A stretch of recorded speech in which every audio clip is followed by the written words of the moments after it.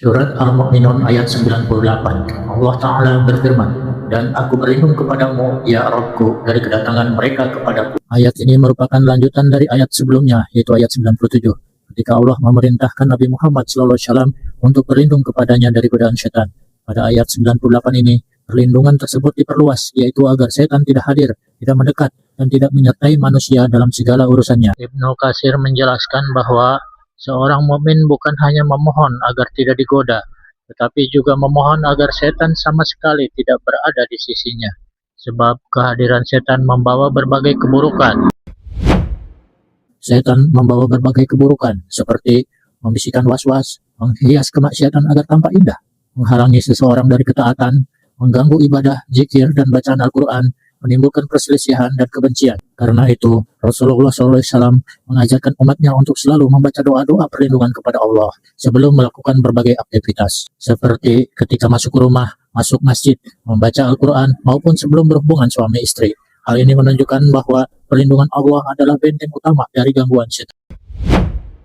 Pelajaran yang dapat diambil yaitu seorang mukmin hendaknya selalu berlindung kepada Allah dari seluruh gangguan setan. Setan tidak hanya menggoda melalui bisikan, tapi juga berusaha hadir dalam berbagai aktivitas manusia. Zikir, doa, membaca Al-Quran, dan mengikuti sunnah merupakan sebab utama terjaganya seorang hamba dari gangguan setan. Tidak ada perlindungan yang sempurna kecuali perlindungan dari Allah Subhanahu wa Ta'ala. Semoga pembahasan ini menambah keimanan dan mendorong kita untuk senantiasa memperbanyak zikir, doa, serta mengikuti sunnah Rasulullah SAW agar selalu berada dalam penjagaan Allah.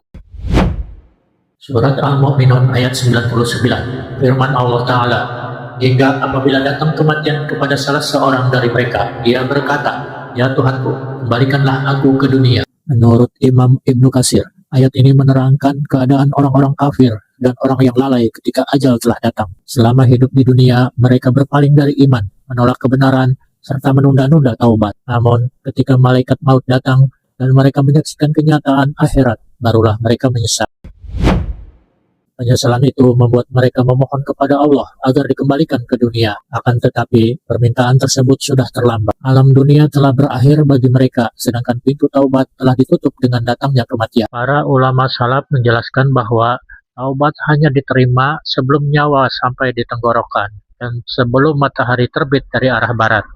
Karena itu, seorang mukmin tidak boleh menunda taubat.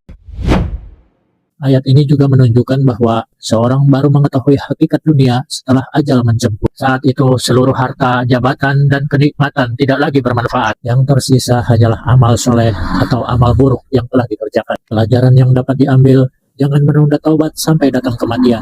Dunia adalah tempat beramal, sedangkan akhirat adalah tempat menerima balasan. Penyesalan setelah kematian tidak lagi memberi manfaat. Seorang mukmin hendaknya selalu memperbanyak amal soleh dan mempersiapkan bekal menuju ke akhirat. Kematian datang secara tiba-tiba, sehingga setiap muslim harus senantiasa siap menghadap Allah.